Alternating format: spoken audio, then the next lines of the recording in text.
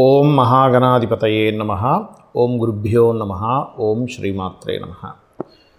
మనం ఈరోజు జూలై మాసంలో గ్రహస్థితి ఏ విధంగా ఉంది, దాని మూలంగా ఎవరెవరికి ఎటువంటి ఫలితాలు జరగనున్నాయి అనేటువంటి విషయం చెప్తుంది. నేనైనప్పటికీ కూడా చెప్పిస్తుంది సాక్షాత్ లలితామ్మవారిగా భావిస్తూ, ముందుగా అసలు గోచారం ఎలా ఉంది అని చూసుకున్నట్లయితే, మీనరాశిలో శని, వృషభంలో స్వక్షేత్రంలో శుక్రుడు, మిథునంలో గురువు యొక్క సంచారం జరుగుతుంది. ఆ యొక్క శుక్రుడు 26వ తేదీ వరకు అక్కడ ఉంటాడు. 27వ తేదీ నుంచి గురువుతో శుక్రుడు కలుస్తాడు. అదేవిధంగా మనకి కర్కాటకంలో బుధుడు ఉన్నాడు. మరియు అదేవిధంగా సింహరాశిలో కుజుడు కేతువు యొక్క సంచారం జరుగుతుంది. కుంభంలో రాహు. ఇక చంద్రుడు ప్రతి 2.5 రోజులకు ఒక్కో రాశి మారుతూ ఉంటాడు. అయితే ఈ యొక్క విషయాల వల్ల, అంటే ఈ గ్రహస్థితి వలన ఎటువంటి స్థితిగతులు ఉంటాయి, అలాగే ఏ పరిహార మార్గం చేసుకోవడం ద్వారా దాని నుంచి బయటపడతాం అనేటువంటి విషయాలు మనం ఒక్కొక్క లగ్నరీత్యా తెలుసుకుందాం. లగ్నం తెలియని వారు రాశి నుంచి చూసుకోండి. వృషభ లగ్నము, వృషభ రాశి. లగ్నంలో శుక్రుడు ఉండడం చాలా మటుకు పీస్ ఆఫ్ మైండ్, అమ్మయ్య కొంత ప్రశాంతంగా ఉన్నాను అనేటువంటి భావన కలిగిస్తుంది. దీంతోపాటు మీకు ధనస్థానంలో గురువు ఉన్నాడు, మరియు అదేవిధంగా లాభంలో శని.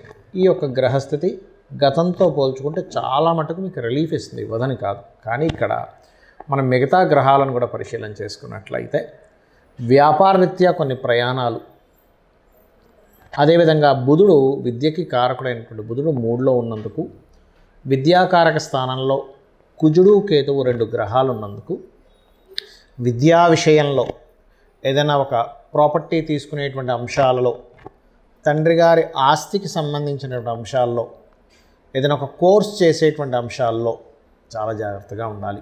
4వ స్థానంలో కుజకేతువులు ఉన్నారు. అది ప్రధానంగా జాగ్రత్త పడవలసిన అంశం. అయితే ఇందులో ఏదైనా సెక్యూరిటీ సర్వీసెస్, మార్షల్ ఆర్ట్స్, లేకపోతే ఎస్ఐకి సంబంధించిన కోర్సెస్, సెక్యూరిటీ రిలేటెడ్ కోర్సెస్ కొన్ని ఉంటాయి, పోలీస్ డిపార్ట్మెంట్ సంబంధించినవి. ఇట్లాంటి కోర్సెస్కి మళ్ళీ పర్లేదు, ఎందుకంటే కుజుడు ఐపీఎస్కి, అదేవిధంగా మనకి power related, security related and ఇట్లాంటి వాటికి కారకుడు.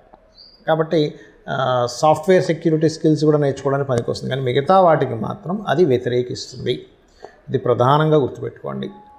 అలాగే సంతానం కోసం ప్రయత్నం చేసేటువంటి వారికి కాస్త ప్రయత్నం చేసినట్లయితే సంతాన యోగం కూడా ఉంటుంది, అందులో ఎటువంటి సందేహం లేదు. క్రియేటివ్ ఫీల్డ్లో కొంతమంది చూడండి, సినిమా ఫీల్డ్లోనే ఫ్యాషన్ రిలేటెడ్, బ్యూటీ రిలేటెడ్ ఫీల్డ్స్లో ప్రయత్నం చేస్తూ ఉంటారు. అటువంటి ప్రయత్నం ఖచ్చితంగా సఫలీకృతం అవుతుంది, అందులో ఎటువంటి సందేహం లేదు.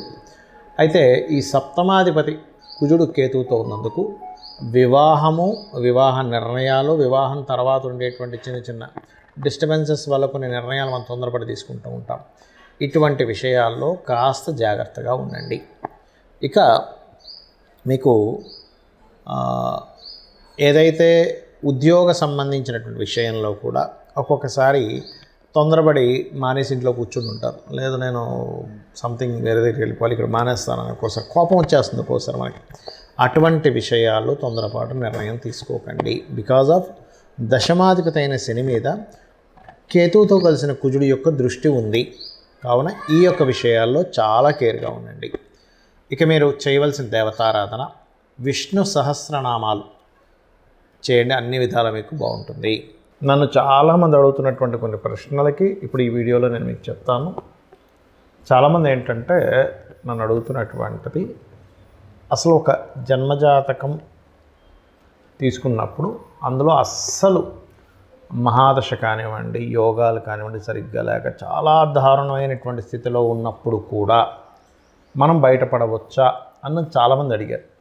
నేను ఒకటే గుర్తుపెట్టుకోండి, మొట్టమొదటిగా మనం అర్థం చేసుకోవాల్సింది ఏంటంటే, గ్రహాలు మిమ్మల్ని దారుణమైన స్థితిలోకి తీసుకెళ్ళట్లే. మీ యొక్క పూర్వజన్మ కర్మే మిమ్మల్ని ఈ దారుణమైన స్థితిలోకి తీసుకొచ్చింది. అది బ్యాడ్ కర్మ అయితేనేమో ఒక రకంగా ఫైనాన్షియల్గా, హెల్త్ పరంగా, అపకీర్తి పరంగా అన్ని విధాలా ఇబ్బంది పడతాం. గుడ్ కర్మ ఉంటే అదే పరంగా మనిషి ఒక స్టేజ్కి వెళ్తాడు. అయితే మనం ఇక్కడ అర్థం చేసుకోవాల్సింది ఏంటంటే, కర్మ మనల్ని ఆ స్టేజ్కి తీసుకెళ్తుంది. కానీ ఆ కర్మ ప్రదాత అయినటువంటి ఆ యొక్క అమ్మవారు కానివ్వండి, స్వామివారు కానివ్వండి, ఈ పరమేశ్వరుడు అనుకోండి, మీరు పూజించేటువంటి ఏ దేవతా స్వరూపమైనా కానీ, అది విష్ణువు, శివుడు, రుద్రుడు ఎవరైనా కానీ, వాళ్ళ చేతిలో వాళ్ళ యొక్క కనుసైకల్లో ఈ విశ్వం మొత్తం తిరుగుతూ ఉంటుంది, గుర్తుపెట్టుకోండి. అయితే మీరు ఎటువంటి గ్రహస్థితిలో జన్మించినా ఒకటి నిత్యము గనక దేవతారాధన చేయడము, జస్ట్ మీకు ఏ మహాదశ ఏ అంతర్దశ నడుస్తుందో దానికి సంబంధించి దానం కనుక ఇవ్వగలిగితే ఇంకేం పెట్టుకోకండి. నేను భగవంతుడిని పట్టుకున్నాను, నాకు ఖచ్చితంగా మంచి జరుగుతుంది అనేటువంటి భావనలో ఉంటే 100% సెట్ అవుతుంది. ఇక రెండవ ప్రశ్న ఏంటంటే, కొంతమంది ఈ మధ్య నన్ను అడిగారు, ఏమండి ఇప్పుడు ఇవాళ రేపు ఎక్కువ సిజరన్స్ అవుతున్నాయి కదా, సిజరన్లో పుట్టినటువంటి వ్యక్తికి కూడా గ్రహాల యొక్క ప్రభావం పడుతుందా అని. ఒకటే గుర్తుపెట్టుకోండి, మనకి పూర్వజన్మ కర్మ వల్ల గ్రహ ప్రభావం అనేది మన మీద ఉంటుంది. ఇప్పుడు సిజరన్లో పుట్టినంత మాత్రం ఆ వ్యక్తి జ్వరం లేకుండా లేదు, ఆ వ్యక్తికి అంటే C-సెక్షన్ చేసి బయటికి తీస్తారు న్యాచురల్గా కాకుండా. అదేవిధంగా ఆ వ్యక్తికి ఏ ఇబ్బందులు రాకుండా ఉండట్లేదు, ఎందుకంటే మంచి కర్మ లేదా మనం ఒక బ్యాడ్ కర్మ చేసామా మంచి కర్మలు చేసుకున్నామా అనేది పూర్వజన్మ దీన్ని బట్టి ఉంటుంది. అయితే ఇక్కడ మరొక క్వశ్చన్ దీనికి అనుసంధానంగా ఏమడుగుతున్నారంటే, ఇప్పుడు మనం పెట్టినటువంటి ఒక ముహూర్తంలో పెట్టుకుంటాం అంటే చాలామంది అడుగుతుంటారు, ఏమండి ఇలాగా న్యాచురల్ డెలివరీ అవ్వదు, సో మీరు ఎవరినైనా పురోహితుల్ని లేకపోతే ఆస్ట్రాలజర్ని కనుక్కొని పలానా 1 వీక్లో మీరు ఒక మంచి రోజు చూసుకొని చేసుకోండి పలానా టైం అని చెప్తూ ఉన్నప్పుడు, ఆస్ట్రాలజర్ని సర్వసాధారణంగా తల్లిదండ్రులు వాళ్ళు పడ్డ కష్టాలు కాకుండా వాళ్ళ పిల్లలైనా బాగుండాలనేటువంటి ఒక మంచి ఆలోచనతో వస్తారు. తద్వారా పలానా రోజు చేసుకోండి బాగుందని చెప్పడం జరుగుతుంది. అయితే ఇక్కడ ఏంటంటే క్వశ్చన్ ఏంటంటే, చాలామంది మరి అలాగ మనం ముహూర్తం పెట్టినప్పుడు ఆ వ్యక్తికి అన్ని కర్మలు పోతాయా ఒక మంచి ముహూర్తంలో పుట్టినప్పుడు అంటే, ఒకటే చెప్తానండి మీకు, మనం పెట్టడం కాదు అసలు అక్కడ ముహూర్తం. ఆ జీవుడు అక్కడ పుట్టాలని రాసి పెట్టుంటే ఈ యొక్క ఆస్ట్రాలజర్కి కావచ్చు లేదా పంతులు గారికి ఎవరికైనా మన టెంపుల్స్లో ఉండే పురోహితులు ఎవరైనా పలానా రోజు చేసుకోండి అని చెప్పినప్పుడు వాళ్ళ ఆ జాతకుడు మంచి పుణ్యకర్మలు చేసుకుని ఉంటే ఖచ్చితంగా ఆ టైంకి పుట్టేస్తాడు వీళ్ళు పెట్టిన ముహూర్తానికి. లేదనుకోండి, నేను చాలా కేసెస్ చూసింది ఏంటంటే, మంచి ముహూర్తం పెట్టినా కూడా జీవుడికి ఆ టైంలో పుట్టే యోగం లేదు. అంటే ఆ జీవుడు పలానా కర్మలు అనుభవించడానికి ఒక పర్పస్ కోసం పుడతారు. ప్రతి ఒక్కరు కూడా ఖచ్చితమైన ఒక పర్పస్ ఉంటుంది. ప్రతి జీవి ఒక పర్పస్ కోసం పుడుతుంది. ఆ పర్పస్ కోసం పుట్టేటప్పుడు ఏ సమయంలో పుట్టాలో ముందే డిసైడ్ అయి ఉంటుంది.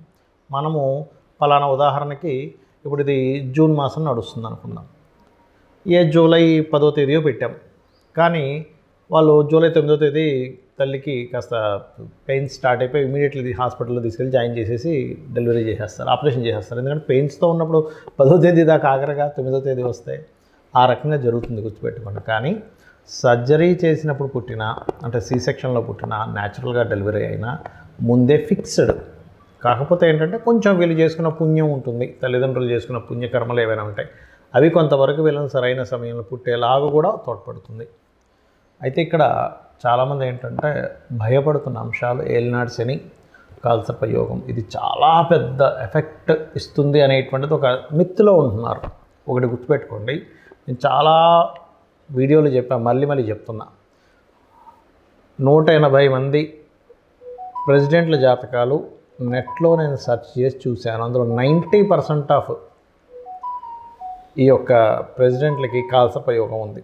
అంటే ఒక్కసారి మనం ఆలోచించినట్లయితే, మరి వాళ్ళు ప్రెసిడెంట్లు అయ్యారే కాలసర్ప యోగం ఉన్నప్పుడు మనం ఎందుకు మన జీవితం ఏదో పాడైపోతుందని ఆలోచిస్తున్నాము అనే ఒక్క చిన్న లాజిక్ పాయింట్ మీరు అర్థం చేసుకుంటే సెట్ అవుతుంది. అంటే ఎందుకు అంటే, వాళ్ళ పర్సనల్ చార్ట్స్లో ఓ దేశానికి నాయకుడు అయ్యే యోగం ఉంది. కొంతమందికి కాలసర్ప యోగం ఉన్నప్పుడు మంచి డాక్టర్స్ అయ్యారు, మంచి లాయర్లు అయ్యారు, IASలు IPSలు కూడా ఉన్నారండి. ఇంకా చెప్పాలంటే అంటే ఏమిటి అంటే, వాళ్ళ కాలసర్ప యోగం కేవలం మనకు శాస్త్రంలో చెప్పింది ఏమిటి అంటే, మీకు చాలా స్పష్టంగా నేను చెప్పబోయేది ఒకటే, కేవలం ఇది దేశకాల పరిస్థితులకు మాత్రమే కాలసర్ప యోగాన్ని చూడాలి, జన్మజాతకానికి అసలు అప్లై చేయకూడదు. గుర్తుపెట్టుకోండి. ఏమండి లేదండి నాకు దానివల్ల అవుతుంది, అదంతా మీ మిత్తం చెప్తాను నేను. ఖచ్చితంగా మీ యొక్క నెగటివ్ థింకింగ్ వల్ల అలా అనిపిస్తుంది, దీనివల్లే అవుతుందేమో అని. కానీ వేరే కారణాలు ఉంటాయి. సంపాదించలేకపోతున్నాము, సెకండ్ లార్డ్ ఎక్కడో ఇబ్బంది పడి ఉంటాడు, ఉద్యోగం రావట్లేదండి కాలసర్ప యోగం వల్ల. మీ 10th లార్డ్ చూడండి ఫస్ట్, మీ 10వ అధిపతి ఏమిటి, ఎలా ఉంటుందంటే అన్నిటికీ కూడా తలనొప్పి వచ్చిన కాళ్ళకి ఆయిల్ రాసుకున్నట్టుగా ఉంటుంది పరిస్థితి. కాబట్టి అలా కాదు. 10వ అధిపతి ఏమిటి, వివాహం అవ్వట్లేదు కాలసర్ప యోగం అనుకుంటారు, కాదు. మీ 7వ అధిపతి ఎలా ఉన్నాడు, వివాహ జీవితంలో గొడవలు అయిపోతున్నాయి, విడాకులు అయిపోతున్నాయి. 12వ అధిపతి ఎలా ఉన్నాడో చూడండి. ఆరోగ్యం బాగాలేదు, 4, 5, 6 అధిపతులు ఎలా ఉన్నారో చూడాలి. ఇలా ఒక్కొక్క దానికి పర్టికులర్గా శాస్త్రంలో కొన్ని ఫార్ములాస్, కొన్ని భావాలు చెప్పబడింది. అలాగే ఏలినాడు శని విషయంలో కూడా మీరు గుర్తుపెట్టుకోండి, ఎప్పుడు కూడా శని అనగానే వెంటనే మనం నెగిటివ్గా వెళ్ళిపోయి నాకేం కలిసి రాదు, ఏం చేసినా కలిసి రాదు, అది కాదు. కర్మకారకుడు, కర్మప్రదాత, ఆయనకు ఒక పోర్ట్ఫోలియో ఇవ్వడం జరిగింది. మీ మంచి చెడు కూడా ఆయన ఇస్తాడు. కాబట్టి ఏమిటి, ఏలినాడు శనులు అర్ధాష్టంశంలో అష్టంశంలో నడిచేటప్పుడు ఎక్కువ నిద్రపోవడం చేయకూడదు, యాక్టివ్గా ఉండాలి, ఎక్సర్సైజ్ చేస్తుండాలి, ఎప్పుడు ఏదో పనిలో ఉంటుండాలి, శ్రమిస్తుండాలి. శ్రమకారకుడు కాబట్టి మనకి ఇబ్బంది కలగకుండా ఉంటుంది. దాంతోపాటు మీకు దగ్గరలో ఏదైనా ఆలయం ఉన్నట్లయితే ప్రత్యేకంగా స్కందుడి ఆలయము లేదా గణపతి ఆలయము లేదా అమ్మవారి ఆలయం, ముఖ్యంగా హనుమాన్ ఆలయం కనుక మీరు రెగ్యులర్గా వెళ్తున్నట్లయితే ఏలినాడు శని ప్రభావం కంప్లీట్గా పాజిటివ్గా పనిచేస్తుంది మీకు. శ్రీమాత్రే నమః.